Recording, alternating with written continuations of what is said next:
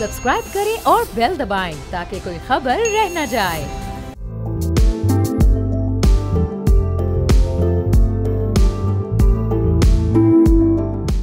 अस्सलाम वालेकुम, मैं बाब जहांगीर, आप देख रहे हैं प्रोग्राम व्यापार। पाकिस्तान की इकोनॉमी जब भी मुस्तहकम होना शुरू होती है, पाकिस्तान के दुश्मन मुल्क डिस्टेबलाइज करने के लिए दहशतगर्दी की वारदातें तेज करना शुरू कर देते हैं। गुज़िश्ता चंद सालों के दौरान पाकिस्तान ने इंतहाई मुश्किल हालात का सामना किया है। एक ऐसा वक्त भी था जब पाकिस्तान के डिफॉल्ट होने की बातें की जा रही थी। IMF पाकिस्तान को बेल आउट पैकेज भी देने से हिचकिचा रहा था। मुल्क के अंदर सियासी इंतशार और जलाओ घेराव का एक माहौल बनाया जा रहा था। अमन व अमान की बिगड़ती सूरत हाल की वजह से मुल्क में फॉरेन डायरेक्ट इन्वेस्टमेंट को भी ब्रेक लग गए थे। मुल्की इन्वेस्टर्स भी पाकिस्तान से बाहर अपना सरमाया मुंतकिल करना शुरू हो गए थे।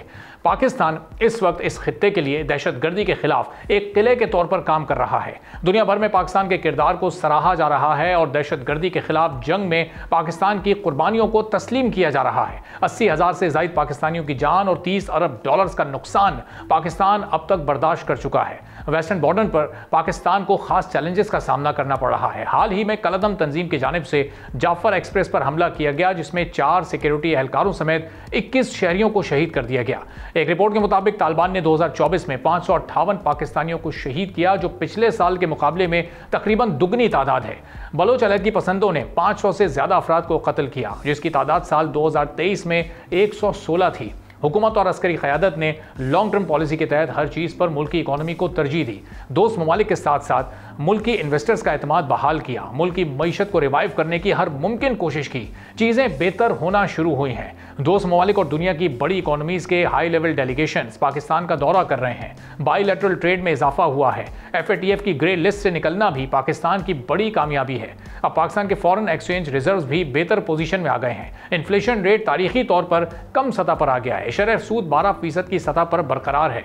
मुल्क के अंदर जमहूरी इदारे काम कर रहे हैं। पार्लियामेंट भी अपना रोल अदा कर रही है। IMF के साथ मामलात बेहतर होते जा रहे हैं। IMF भी पाकिस्तान की इकोनॉमिक अप्रोच पर इत्मीनान का इजहार कर रहा है, जो फॉरेन इन्वेस्टर्स की पाकिस्तान में इन्वेस्टमेंट में मजीद इजाफे में अहम किरदार अदा करेगा। हुकूमत इस वक्त दहशतगर्दी का मुकाबला करने के साथ रेवेन्यू बढ़ाने की कोशिशें भी कर रही है, जिसके लिए इकोनॉमिक एक्टिविटीज़ का बढ़ना और अमन व अमान का बहाल होना बहुत ज़्यादा ज़रूरी है। लेकिन अब ये जो इस वक्त के हालात हैं, ये किस हद तक पाकिस्तान की इकोनॉमिक पोजीशन पर असरअंदाज हो सकते हैं, पूरी सूरत हाल पर हम गुफ्तगू करेंगे हफीज़ पाशा साहब से। साबिक वज़ीर ख़जाना हमारे साथ मौजूद हैं। पाशा साहब, बहुत शुक्रिया प्रोग्राम के लिए, आपने वक्त निकाला। अब IMF का रिव्यू, इस वक्त पाकिस्तान के मुश्किल हालात, पाकिस्तान के इस वक्त के जो मैक्रो इंडिकेटर्स हैं, उन सबको सामने रखते हुए पाकिस्तान के इन मौजूदा हालात पर किस तरह से आप तबसरा तज्जिया करेंगे?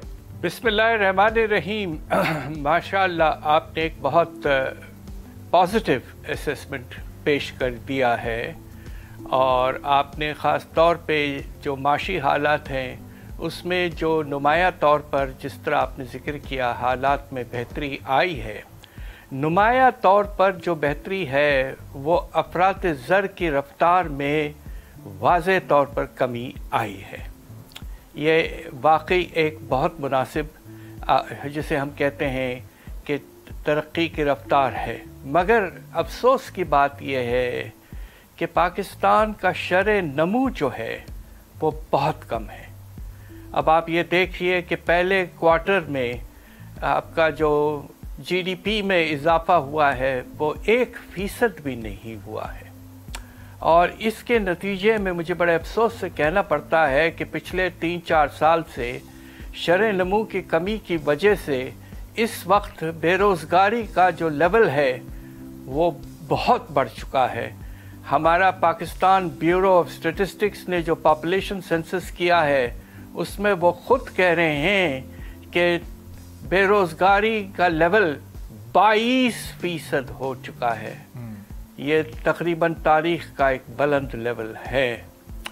तो जो इकॉनमी में इजाफा है होना चाहिए वो नहीं हो रहा है। स्टेबिलिटी कुछ आ गई है।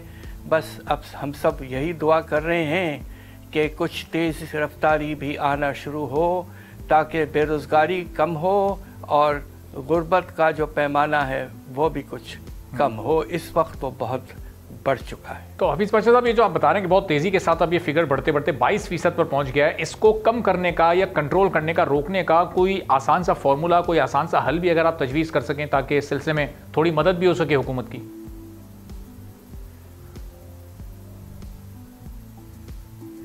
देखिए, अफसोस की बात यह है कि ख़र्चों में जो कमी करनी चाहिए हुकूमत को, वो जिसे हम कहते हैं कि रोज़ाना के ख़र्चों में कमी होनी चाहिए, मगर होता यह है कि पिछले कुछ सालों से जो हमारा डेवलपमेंट प्रोग्राम है और जो हमारे इंफ्रास्ट्रक्चर के प्रोजेक्ट्स हैं जिसमें बहुत एक्टिविटी होती है, कंस्ट्रक्शन का बहुत काम होता है, रोज़गार बहुत मिलते हैं, वो हद से ज़्यादा कम कर दिया गया है। मैं आपको एक एग्जांपल दूं इस साल का। हमारी फेडरल गवर्नमेंट ने पाकिस्तान के लिए इस साल पब्लिक सेक्टर डेवलपमेंट प्रोग्राम 1400 अरब का टारगेट रखा था और पहले 6 महीने में सिर्फ 160 अरब का खर्चा किया है। जब तक आप प्रोजेक्ट्स वगैरह को इम्प्लीमेंट करने की कोशिश नहीं करेंगे तो जॉब्स कहाँ से क्रिएट होंगे? तो कंस्ट्रक्शन एक्टिविटी बहुत हद तक रुक चुकी है और इसकी वजह से बेरोज़गारी में इजाफा बहुत ज़्यादा हो चुका है। सही। और हाफिज़ साहब, ये एक्टिविटी रुकने की वजूहात क्या है? कि महंगाई चूँकि बहुत ज़्यादा बढ़ गई है, अब इसकी शरह तो कंट्रोल में आई है, लेकिन बेस प्राइस हर इंडस्ट्री में हर चीज़ की कीमत बहुत ऊपर जा चुकी है। पिछले 2-3 सालों में आम आदमी की पहुंच से बहुत सारी चीज़ें दूर हो चुकी हैं। तो यही असरात इस वक्त इंडस्ट्रीज़ पर भी मुरतब हो रहे हैं, जिसकी वजह से एक्टिविटीज़ बहुत हद तक लिमिटेड हो गई हैं।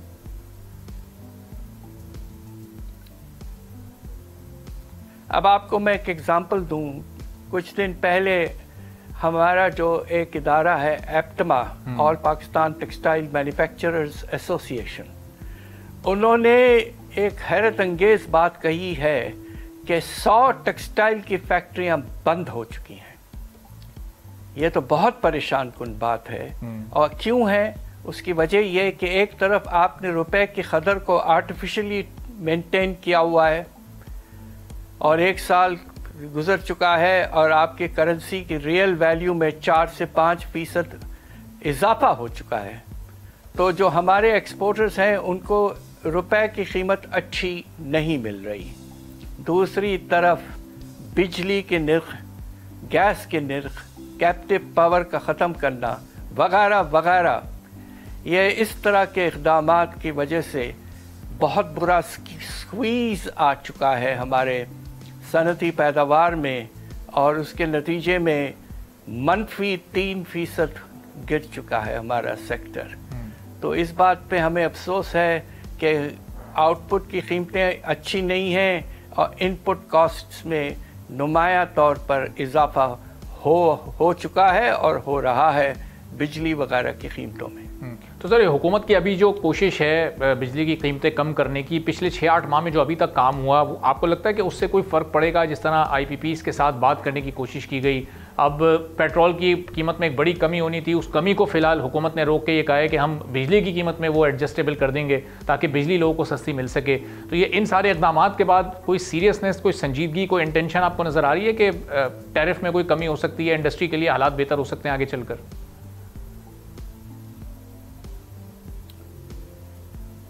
बात दरअसल ये है कि इस वक्त आप हमारे सरों पर IMF का प्रोग्राम इस वक्त मौजूद है और IMF मेरे ख़्याल से इस बात पर राज़ी नहीं हुआ है कि बिजली की कीमतें वाज़े तौर पर कम की जाएं। और अफसोस की बात यह है कि 2 हफ्ते पूरी टीम रही पाकिस्तान में, तो स्टाफ लेवल पर एग्रीमेंट हो जाना चाहिए था, जबकि हमने काफ़ी मेहनत की है पाकिस्तान ने और काफ़ी टारगेट्स मीट करने की कोशिश की है, मगर ऐसा नहीं हुआ है। IMF की टीम चले गई है और कह रहे हैं कि हम वर्चुअली कांटेक्ट में रहेंगे।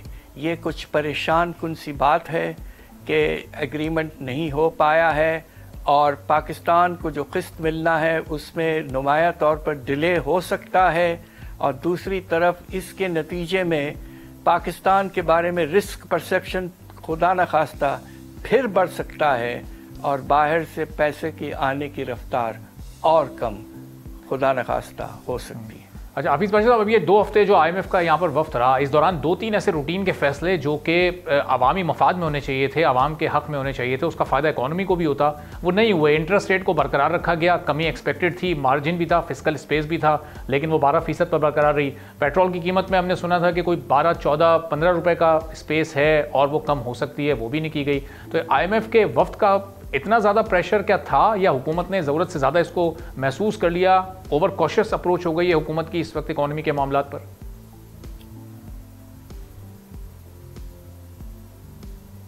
बात दरअसल ये है कि बहुत से चीज़ों में तो अल्लाह के फजल से कुछ बेहतरी आई है, मगर हमारा एफबीआर का रेवेन्यू टारगेट में बेपनाह शॉर्टफॉल, 600 अरब का शॉर्टफॉल पहले 8 महीने में हो चुका है, और हमारा एस्टिमेट ये है कि साल के एंड तक ये 1100 से 1200 अरब तक चले जाएगा। जब इतना बड़ा शॉर्टफॉल आपके रेवेन्यूज़ में होगा तो बाकी एरियाज़ में आपके पास फिस्कल स्पेस ख़त्म हो जाती है और आपके पास गुंजाइश नहीं होती है कि आप कुछ मराद वगैरह कर दें। ये ऐसे इस वक्त ये कहानी है कि पाकिस्तान में रेवेन्यू शॉर्टफॉल बहुत बड़ा हुआ है, और इसकी वजह से आगे चलकर भी आपको आने वाले बजट में 25-26 के बजट में वाज़े तौर पर एडिशनल टैक्सेशन की लाने की ज़रूरत पड़ सकती है। अच्छा, लेकिन हफीज़ साहब, ये एडिशनल टैक्सेशन की ज़रूरत क्यों पड़ेगी जब हम अब देखते हैं कि कानून साजी हुई और हम पूरे एग्रीकल्चर सेक्टर पर भी टैक्स लगाने में कामयाब हो गए। अब इम्प्लीमेंट किस हद तक होता है देखना होगा। फिर रिटेल सेक्टर को भी टैक्स नेट में लाने की बात हो गई है, रियल एस्टेट सेक्टर पर भी इम्प्लीमेंटेशन की बात हो रही है। तो जब ये 3-4 बड़े सेक्टर्स आ जाएंगे टैक्स नेट में, उसके बावजूद भी न्यू टैक्सेशन या पहले से टैक्स पेयर्स पर बोझ आप बढ़ता हुआ देख रहे हैं?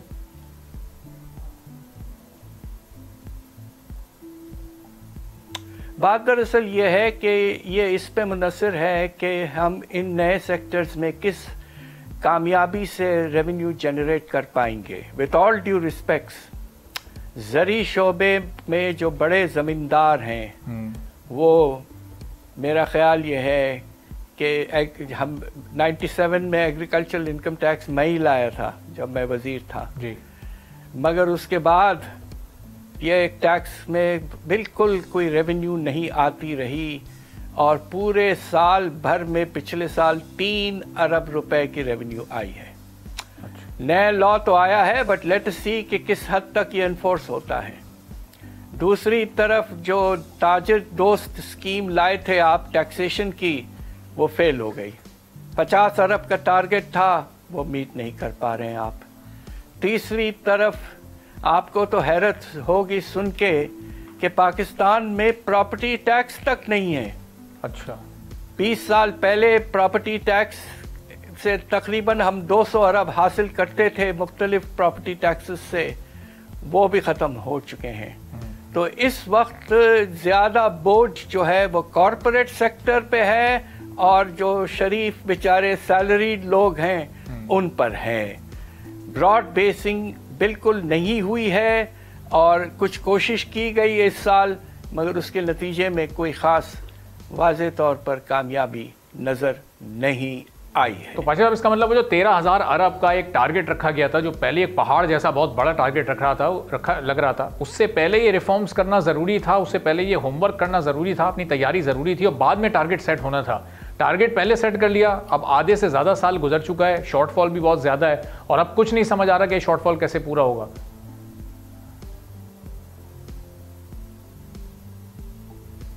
बिल्कुल ठीक कह रहे हैं आप, ये बहुत एम्बिशियस टारगेट है। 40% इजाफा एक साल में तारीख में कभी ऐसा नहीं हुआ, और वो साल जबकि अफरात ज़र में कमी आ गई और आपके शरह नमू में बहुत कमी है, तो आपका टैक्स बेस में तो इजाफा बहुत कम हो रहा है।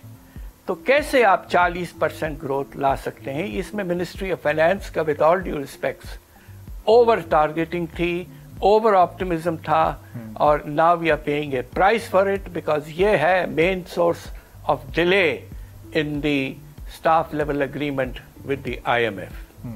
तो अब हफीज़ साहब, हम देखते हैं कि 13,000 अरब में तो हम 1,000 अरब के शॉर्टफॉल पर खड़े हैं, और 1100-1200 अरब का शॉर्टफॉल भी हो सकता है फिस्कल ईयर के एंड तक। लेकिन अभी जो रिव्यू हुआ है उसमें हुकूमत की जानिब से अगले फिस्कल ईयर के लिए 15,000 अरब के टैक्स रेवेन्यू का टारगेट रखने का जो एक बात की गई है IMF के साथ, ये उनको तजवीज़ दी गई है। तो अब ये कैसे मुमकिन हो सकेगा? क्या अगले साल इसका मतलब हम 2-2.5 हज़ार अरब का शॉर्टफॉल फिर एक्सपीरियंस करेंगे?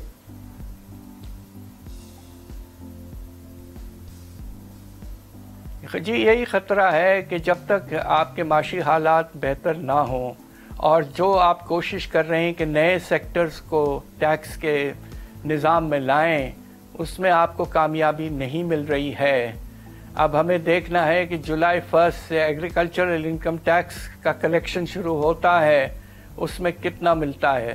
हमने जो रिसर्च किया है, हमारा अंदाज़ा ये है कि अगर ये पर्सनल इनकम टैक्स की वही रेट्स हैं जो एग्रीकल्चरल इनकम टैक्स में लगाए जाएंगे, तो अगर प्रॉपर टैक्सेशन हो और कलेक्शन हो तो तकरीबन 880 अरब हम हासिल कर सकते हैं एग्रीकल्चर के बड़े बड़े ज़मींदारों से। मगर अब आप देखिए कि किस हद तक हम वाकई कर पाएंगे अगले साल, किस हद तक हम आगे बढ़ पाएंगे। ये बहुत मुश्किल सवाल है, इसका जवाब देना बड़ा मुश्किल है। और हफीज़ पाशा साहब, ये शॉर्टफॉल्स होते हैं फिर बजट टारगेट्स के, ये फिर IMF के प्रोग्राम को भी नुकसान पहुंचाते हैं। उनका जो रिव्यू हुआ, अब उन्होंने इसको संजीदगी से देखा होगा कि जो टारगेट था हम उसको नहीं मुकम्मल कर पा रहे, तो IMF के प्रोग्राम पर किस हद तक असरअंदाज वो होते हैं? नेगेटिव रिमार्क्स दिए जाते हैं तो उनके क्या असरात होते हैं फिर?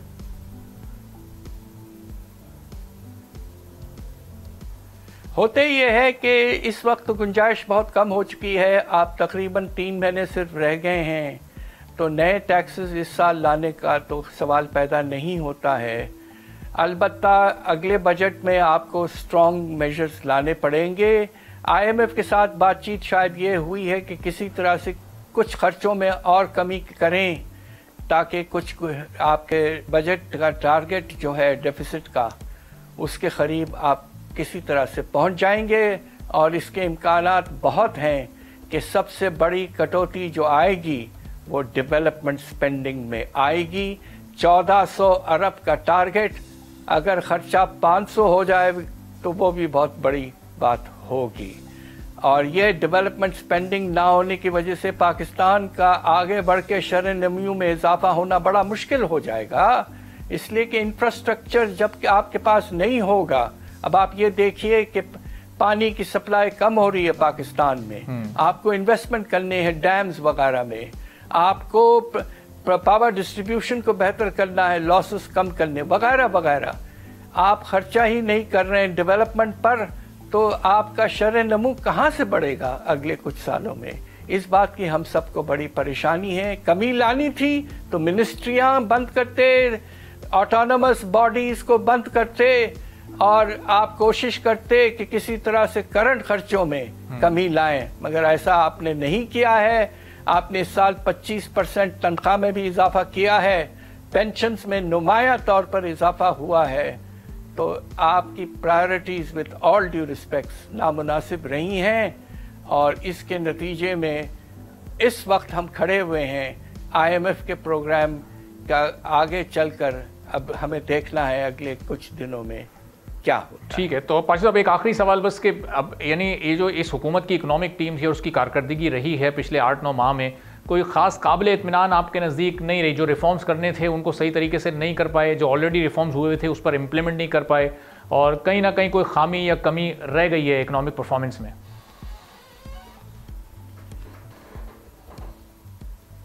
देखिए, टैक्सेस के बारे में तो बात हो चुकी कि रिफॉर्म्स में कामयाबी इतनी नहीं हुई जितना होना चाहिए था। साथ साथ मुख्तलिफ चीज़ों को देख लीजिए, करंट एक्सपेंडिचर में कमी बिल्कुल नज़र नहीं आ रही है। प्राइवेटाइजेशन का जो सिलसिला था, PIA को हम तक कर चुके होते, मगर ऐसा नहीं हुआ है। तो हालात मुश्किल कंडीशंस में हैं, सियासी हालात में भी कुछ कशमकश है। तो अब आप ये देखिए कि आगे वाले महीनों में, आने वाले महीनों में क्या होने वाला है, अगला बजट किस तरह होगा। बस हम सब की दुआ है कि हमारा प्यारा मुल्क आगे चलता रहे, और ये जो इस वक्त बुरा हाल है लोगों का कि बेरोज़गारी बहुत बढ़ चुकी है और गुर्बत का पैमाना भी बहुत बढ़ चुका है, ये आहिस्ता आहिस्ता इसको कम करना हमारा फ़र्ज़ है। पाकिस्तान को आगे ले जाना हमारा सबका फ़र्ज़ है। बहुत बहुत शुक्रिया हफीज़ पाशा साहब, ख़जाना हमारे साथ मौजूद थे। गुफ्तगू आपने सुनी, कोई बहुत ज़्यादा काबिल इत्मीनान करार नहीं दे रहा है हुकूमत की इस इकनॉमिक टीम की परफॉर्मेंस को। अब देखना यह है कि आगे हालात में किस हद तक बेहतरी लाने में टीम कामयाब होती है। एक ब्रेक लेते हैं, ब्रेक के बाद वापस आएंगे, एक और अहम मौजू पर बात करेंगे।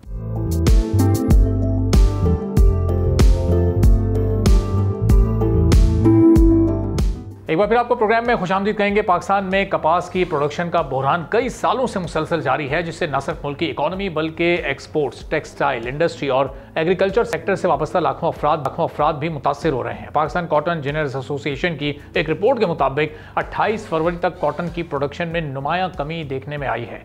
रवां साल फैक्ट्रीज में कॉटन की आमद की मजमूई मकदार 5.524 मिलियन कॉटन बेल्स रिकॉर्ड की गई हैं, जो गुज़िश्ता साल के 8.39 मिलियन बेल्स के मुकाबले में 34% कम है। रवां साल $5 अरब से ज़ायद मालियत की कपास इंपोर्ट करने का तखमीना लगाया गया है, जिससे पाकिस्तान की मईशत पर यकीनी तौर पर इजाफी बोझ पड़ेगा।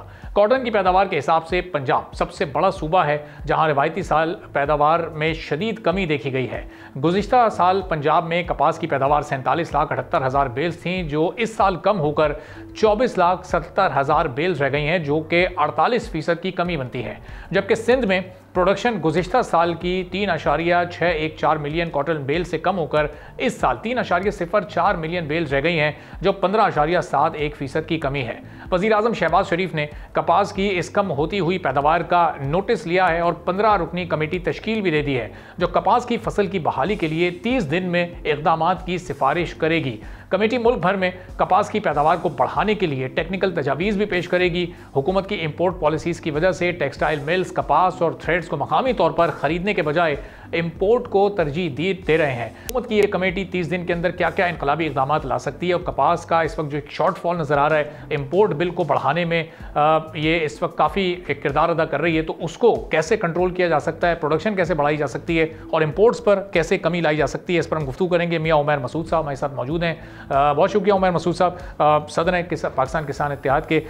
उमैर साहब, ये जो हमारे किसान भी इसमें मुतासर हो रहे हैं, कॉटन जिनर्स को भी इससे किसी हद तक शायद नुकसान हो रहा हो, आप इस पर बेहतर तौर पर रोशनी डाल सकते हैं। ये जो इस वक्त सूरत हाल है, अब इसका हल निकाला है वज़ीर आज़म शहबाज शरीफ साहब ने, कमेटी बनी है, 30 दिन के अंदर वो रिपोर्ट देगी।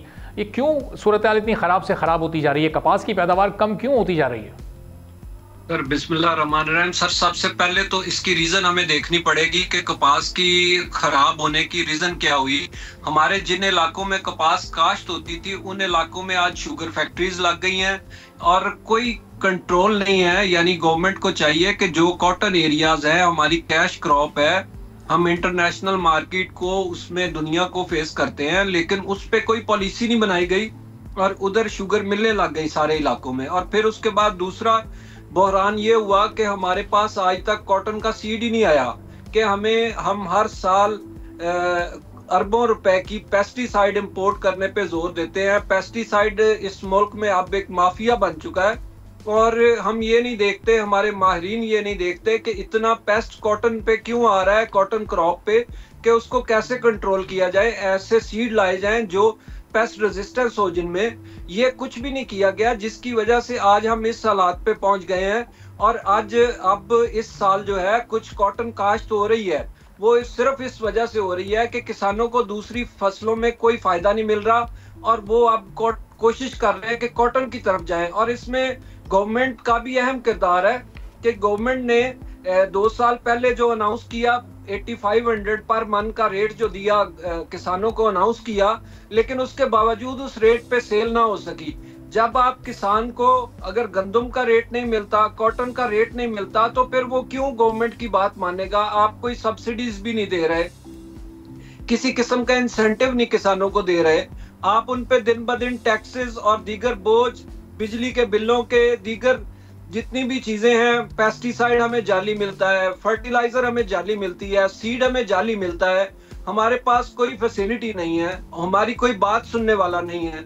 हम किसको ये चीजें जाके बताएं कि वो इन मामलात को हल कर दे। अभी जो 15 रुकनी कमेटी बनी है, हम उम्मीद करते हैं कि वो कमेटी कुछ पॉजिटिव काम करेगी, लेकिन ऐसा क्या करेगी कि जिससे कोई फील्ड में बेहतरी आ सके। अगर आप कॉटन क्रॉप के लिए कोई इंसेंटिव अनाउंस नहीं करते वजीर आजम साहब, तो फिर ये हालात यही रहेंगे। हमारे पास ना सीड है, हम सीड भी जो लेते हैं जाली मिलता है, हम क्या करें। एक मिठाई का डब्बा दें तो फेडरल सीड सर्टिफिकेशन वाले आपको 100-200 टैग वैसे ही दे देंगे। तो ये हालात हैं, जब तक ये अदारे ठीक नहीं होते, कोई मुखलिस नहीं होता मुल्क के साथ, उस वक्त तक किसी क्रॉप को भी, कॉटन छोड़े किसी क्रॉप को भी हम ठीक नहीं कर सकते। तो और जहां तक जी कंटिन्यू कंप्लीट कर लीजिएगा मेरे साथ। जी जी। और जहां तक आप बात करें कि हमारे पास सीड का, आप देखें कि आज तक कोई कानून नहीं है हमारे पास कि अगर फार्मर को जाली सीड मिलता है, उसका लॉस होता है, उसकी फसल खराब हो जाती है, फ्रूटिंग नहीं होती, तो उसको किसी किस्म का कोई नुकसान या मुआवजा, इवन के बीज के पैसे भी नहीं देते जो कंपनियों वाले हैं। तो इनको कंट्रोल करना जरूरी है। गवर्नमेंट को चाहिए कि ये जो बेसिक चीजें हैं कम से कम इनको कंट्रोल कर दे। अगर वजीर आजम साहब आज इतना ही अनाउंस कर दें कि अगर कोई शख्स जाली बीज बेचेगा जिससे किसान का नुकसान होगा, तो हम उसको उल्टा लटका देंगे, हम उसको सजा देंगे, तो हम उस कंपनी को ब्लैक लिस्ट कर देंगे। अगर सिर्फ इतनी अनाउंसमेंट ही कर दें तो वो भी हमारे लिए बहुत बड़ा काम होगा। लेकिन चूंकि यहाँ पे अदारों के काम बांटे हुए हैं, सीड जो है वो फेडरल सीड सर्टिफिकेशन वफाक के पास है, इसी तरह उसकी लाइसेंसिंग बेचने की वो प्रोविंसेस को दी हुई है। कोई काम भी जो है वो ठीक नहीं चल रहा, वो सिस्टम को सारा हमने खुद खराब किया हुआ है। जब तक इन चीजों को बेहतरी नहीं लाएंगे, कुछ नहीं करेंगे, तो कैसे कॉटन क्रॉप या कोई भी क्रॉप आगे जा सकेगी। तो मैं साहब ये जो वजीर आजम ने जो कमेटी बनाई है 15 रुकनी, वो जो 1 महीने में पूरा काम करेगी, वो तो आपने चंद मिनट में यहाँ वाज़ेह कर दिया है जो जो इशूज़ हैं, जो जो मसाइल हैं। अब असल तो मसला है कि इनको हल कैसे होना है, उसमें किसकी कितनी इंटेंशन है। तो ये क्या वज़ीर आज़म के या और मज़ीद जो मुतल्लिका मिनिस्टर्स हैं उनके इल्म में ये सारे मसाइल नहीं हैं, ये चैलेंजेस उनको नहीं पता? सर बिल्कुल पता है। जो हमारी मेरे 70% या 80% आप असेंबलीज कह लें, उसमें काश्तकार बैठे हुए हैं, और वो काश्तकार हैं जो सिर्फ काश्तकार नहीं है बल्कि इस मुल्क के हुक्मरान भी हैं, और हमेशा से वो इन असेंबलियों में रहे हैं, लेकिन वो इन मसाइल को हल ही नहीं करना चाहते, उनकी तरजीह नहीं इस तरफ। अगर वो लोग मुखलिस होकर कोशिश करें कि हमने ज़राअत के लिए कुछ करना है, इस मुल्क में बेहतरी लानी है, तो यकीनन सब कुछ हो सकता है। वज़ीर आज़म साहब इन छोटी छोटी बातों पे अगर वो सिर्फ ये ऐलान ही कर दें तो बहुत सारे किसानों के मसाइल हल हो जाएं। किसान जो है वो इन मसाइल से बाहर निकल आएगा अगर सिर्फ हमारे हुक्मरान जो हैं वो सिर्फ छोटे छोटे मसाइल पे गौर करके जो किसान के साथ ज्यादतियां हो रही हैं उनको ही रोक दें, तो वो भी किसानों के लिए बड़ा काम होगा। तो मैं साहब ये ज़राअत के, एग्रीकल्चर के बड़े बड़े रिसर्च सेंटर्स तो हम देखते हैं फेडरल लेवल पर भी हैं, प्रोविंशियल लेवल पर भी हैं, और आप ये कह रहे हैं कि बीज के सिलसिले में कोई काम ही नहीं हो रहा है, सीड्स हमें इंटरनेशनल लेवल के अभी तक मैसर नहीं है। तो फिर ये रिसर्च सेंटर्स का क्या काम है? वो इन बीज पर क्यों नहीं रिसर्च कर रहे? जो बीज दीगर ममालिक में इस्तेमाल हो रहे हैं उनको लाने के लिए क्यों नहीं कोशिशें की जा रही? कि बहुत महंगे बीज हैं, टेक्नोलॉजी कोई ऐसी है कि वो यहाँ पर नहीं लाई जा सकती है। सर बिल्कुल महंगे जरूर हैं वो बीज जो हैं, लेकिन देखें आप, हम किसान हैं, हम पे करेंगे। हम मकई के सीड पे 1 एकड़ के सीड पे 20,000 रुपए पे करते हैं, और इस तरह बाकी जो फसलें हम कॉटन पे भी पे करने को तैयार हैं। लेकिन अगर उसका कोई रिजल्ट होगा, अब हमें 20,000 का सीड मिले और उसमें से हमें 5,000 ना बचे 1 एकड़ में से, तो हम फिर उस तरह का सीड कैसे लगा सकते हैं? तो अगर अच्छे सीड आएंगे, और दूसरा आपने जो सवाल किया रिसर्च का, तो यकीन करें कि ये रिसर्च के जो इदारे हैं इनको तो वैसे ही मैं कहता हूं कि इनको फांसी लगानी चाहिए कि इन लोगों ने इस मुल्क के साथ ज्यादती की है कि आप इतने सालों से रिसर्च के इदारों में बैठे हैं और इस मुल्क को क्या डिलीवर कर रहे हैं। ये कॉटन के बेतहाशा इदारे, और मैं चैलेंज से कहता हूँ आप इनमें से किसी इदारे का नाम उठा लें, उसमें जितने रिसर्चर हैं, जितने डॉक्टर हैं, उन सब ने अपनी वैरायटीज बनाई हुई हैं और बाहर बेचते हैं। वो किसी जिम्मेदार के साथ पार्टनरशिप करते हैं, और जिम्मेदार साहब जो हैं वो किसानों को इकट्ठा करते हैं। वहां पे एक बहुत बड़ी पार्टी होती है, उन्हें एक फसल दिखाई जाती है, और आधा उस डॉक्टर का होता है और आधा उनका होता है। ये जितने डॉक्टर्स हैं रिसर्च के, कॉटन के, आप देख लें कि हर डॉक्टर का कोई ना कोई सीड अपना है, कोई ना कोई उसने अपनी लाइन लगाई हुई है, और वो आगे लोगों को बेच रहे हैं, जिम्मेदार को बेच रहे हैं और लूट रहे हैं। इसके अलावा कोई काम नहीं है। अगर वजीर आजम साहब आज ये इंक्वायरी करवाएं कि जिन जिन डॉक्टरों के, आप एक रिसर्चर नहीं बचेगा जो जेल में ना जाए। सर तो उमर साहब ये बताइएगा, जो हमने अभी 2 दिन पहले भी एक स्टोरी की है, कीड़े मार दवाइयाँ वो उनकी कंपनीज फल फूल रही हैं, बढ़ रही हैं, उनका बिजनेस भी ग्रो कर रहा है। और यहाँ हम देख रहे हैं कि हमारी जो जिन ज़मीनों पे कपास उगाई जाती थी वो कम से कम हो रही हैं। रेगुलर छिड़काव से सिर्फ कपास की फसल पर ही नहीं, जो दीगर फसलें हैं उन पर भी छिड़काव की वजह से हमारे बीज को भी नुकसान पहुँचता है, फसलों को भी नुकसान पहुँचता है। तो ये ऐसी कोई सूरत हाल क्यों नहीं पैदा की जा रही कि ये इन अद्वियात का इस्तेमाल कम से कम हो ताकि हमारी फसलें भी महफूज रह सकें? सर देखिए, जब पेस्ट रेजिस्टेंट सीड्स होंगे तो फिर अद्वियात कम से कम इस्तेमाल होंगी। अब मैं वही बात कर रहा हूं कि इस मुल्क में पेस्टिसाइड एक माफिया बन चुका है और वो कतई नहीं ये चाहते कि ऐसे सीड आए, ऐसा सिस्टम हो कि हमारा पेस्टिसाइड बिकना रुक जाए। ये जो केमिकल है ये तो तबाही है, इससे तो परिंदे खत्म हो जाते, परिंदों की नस्लें तक खत्म हो जाती हैं। ये इतने जहरीले और मोहलिक होते हैं।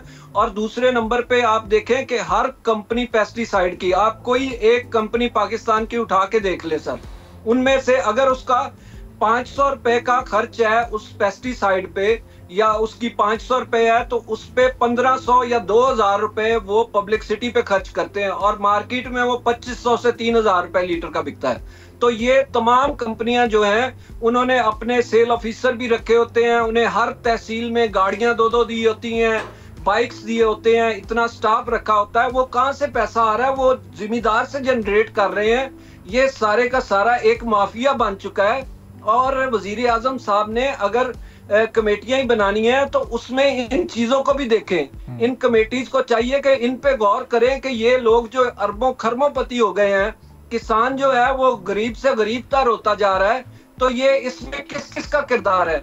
आज अगर आप फर्टिलाइजर को देख लें तो फर्टिलाइजर जो फैक्ट्रियां हैं, फर्टिलाइजर के जो मालकान हैं उनको देखें, वो अरबों खरबों का प्रॉफिट कमा रहे हैं।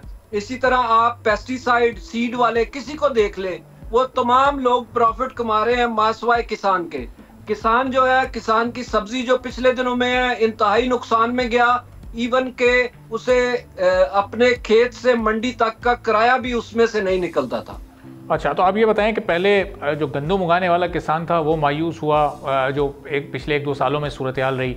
अब ये कपास की बेल्स में ही मुस्तकिल हम कमी देख रहे हैं, इंपोर्ट बिल हमारा अलहदा से बढ़ रहा है। तो ये अब इस किसान को किस तरह से इंसेंटिवाइज किया जा सकता है? हमने देखा पंजाब हुकूमत ने तो कुछ इकदाम उठाए थे, कुछ कार्ड्स वगैरह लॉन्च किए गए और वो काफ़ी किसानों को मिले भी हैं। तो वो कुछ हेल्पफुल रहे, कुछ मददगार रहे किसानों के लिए? सर देखिए, ये जो चीजें हैं ये लॉन्ग टर्म नहीं है। लॉन्ग टर्म ये है कि आप पेस्टिसाइड को कंट्रोल करें, आप फर्टिलाइजर को कंट्रोल करें। छोटा सा एक किसी को ताकत का इंजेक्शन दे देने से वो कोई बीमारी का इलाज नहीं होता। हमें कोई एक दफा की फसल के लिए गवर्नमेंट ने दे दिया कि जी ये खाद खरीद ले, लेकिन वो उससे कोई मसला हल नहीं होगा। मसाइल हल होंगे जब आप इन चीजों पे वर्किंग करेंगे कि हमने वाकई फार्मर को खड़ा करना है, हमने उसको कोई उसके साथ फ्रॉड ना करे, उसको कोई जाली बीज ना दे, पेस्टिसाइड जाली ना दे, उसको किसी फर्टिलाइजर जाली ना मिले। आज आप जगह जगह देखते हैं फर्टिलाइजर भी जाली है, पेस्टिसाइड भी जाली है, सीड भी जाली है। हम शोर भी मचाते हैं। आपके पिछले प्रोग्राम में हमने मकई के सीड की जाली सीड पे बात की थी। मेरा डिस्ट्रिक्ट खानेवाल है, तहसील मियां चन्नू है, लाखों बैग जाली सीड के बेच दिए, लेकिन किसी ने कोई एक्शन ही नहीं लिया। एक मीटिंग हुई और उसके बाद वो खत्म हो गया। तो वैसे हम देख रहे हैं कि आजकल कॉर्पोरेट फार्मिंग का भी एक बड़ा रुझान लोगों में पैदा हो रहा है। प्राइवेट सेक्टर बड़ी दिलचस्पी का इसमें इजहार कर रहा है। तो प्राइवेट कंपनीज़ के आने के बाद, प्राइवेट इन्वेस्टर्स के आने के बाद इस ज़राअत के शोबे में कोई बेहतरी इस सिलसिले में, कोई मॉडर्न बीज आते हुए या ये पेस्टिसाइड्स के खिलाफ कोई मुहिम चलते हुए, कोई मौसर मुहिम आप देख रहे हैं, इसके बाद कोई सूरत हाल में बेहतरी पैदा हुई है या अभी भी हालात पहले जैसे ही हैं? सर देखिए, ये कॉर्पोरेट सेक्टर जो जिनका आप जिक्र कर रहे हैं उसमें भी कोई फार्मर्स नहीं है, उसमें भी ज्यादातर सनतकार आए हैं। अच्छा। अब एक फर्टिलाइजर का ग्रुप है जिन्होंने 1000 एकड़ की काश्त की है और वो जमीनें ली हैं इन्होंने, जो अब जो दी जा रही थी आर्मी की तरफ से। तो इस तरह बहुत सारे कंपनियों वाले, मैं खुद जाती तौर पे जानता हूं, मैं नाम यहाँ पे डिक्लेयर नहीं करना चाहता, लेकिन बहुत सारे पेस्टिसाइड वाले, फर्टिलाइजर वाले उन लोगों ने लिए, किसानों को नहीं दी गई। अगर आप किसान को देंगे तो किसान मसाइल को भी समझता है, किसान आपको हल भी बताएगा, किसान आपको आगे भी चलाएगा, किसान मेहनत भी करता है। ये लोग जो हैं, जो अभी आप देख रहे हैं कॉर्पोरेट सेक्टर डेवलप हो रहा है, इसमें वही लोग हैं सर जिनकी पेस्टिसाइड की फैक्ट्रियां हैं, जिनकी फर्टिलाइजर की फैक्ट्रियां हैं, या जिनके बिजनेसेस हैं। सही। अच्छा, अब ये जो कपास की कमी इस वक्त पैदा हुई है, अगर इसकी प्रोडक्शन को दोबारा से पहले वाले जो 5, 6, 8 साल पहले की जो सतह थी उस तक लेकर आना है, तो कौन से 2-3 इकदाम फौरी तौर पर इस वक्त हुकूमत को या किसानों को लेने पड़ेंगे, जरा अगर वो आप तजवीज़ कर सकें। सर सबसे पहले तो इनको फौरन चाहिए कि इस साल कॉटन ज्यादा लग रही है, क्योंकि मकई में भी किसानों को नुकसान हुआ है, तो कॉटन ज्यादा किसान काश्त करेंगे। लेकिन सबसे पहले तो उनका सीड सिक्योर किया जाए, उसका सीड का उनके फौरन एक्शन लिया जाए कि जो जाली सीड बेचेगा उनके खिलाफ फौरन एक्शन होगा और उनकी पकड़ दकड़ होगी। दूसरे नंबर पे सर जो क्रॉप है उसके लिए आप उसका रेट अनाउंस कर दें कि इस रेट से कम नहीं बिकेगी। अगर गवर्नमेंट रेट नहीं किसान को देगी, और हमारे होता ये है कि हम फसल काश्त होने के बाद रेट अनाउंस करते हैं, अगर फसल काश्त होने से पहले गवर्नमेंट कोई रेट अनाउंस कर दे और गारंटी करे कि इस साल जो हम रेट अनाउंस करेंगे पहले की तरह नहीं होगा, इस साल रेट मिलेगा, तो यकीनन किसान काश्त करेंगे। किसान तो मजबूर है कि कहीं से उसको कोई सहारा मिले जहां से उसको कुछ पैसे, उसका कोई गुजर बसर चल सके। तो ये मैं समझता हूं कि गवर्नमेंट के लिए एक अच्छा चांस है कि इस साल किसान भी कॉटन की तरफ जाना चाह रहे हैं और गवर्नमेंट उसमें इंटरवीन करके कुछ बेहतरियां ले आए ताकि इन मसाइल को हल किया जा सके। सिर्फ ये 2 चीजें अगर गवर्नमेंट कर दे, और तीसरे नंबर पे फर्टिलाइजर पे सब्सिडाइज कर दे उसको, तो फर्टिलाइजर सब्सिडाइज कर देगी।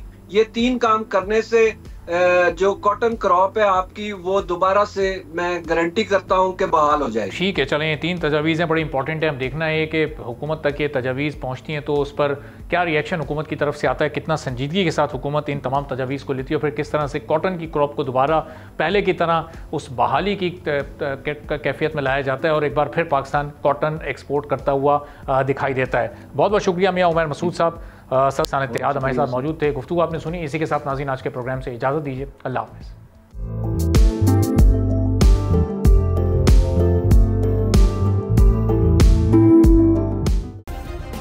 सब्सक्राइब करें और बेल दबाएं ताकि कोई खबर रह न जाए।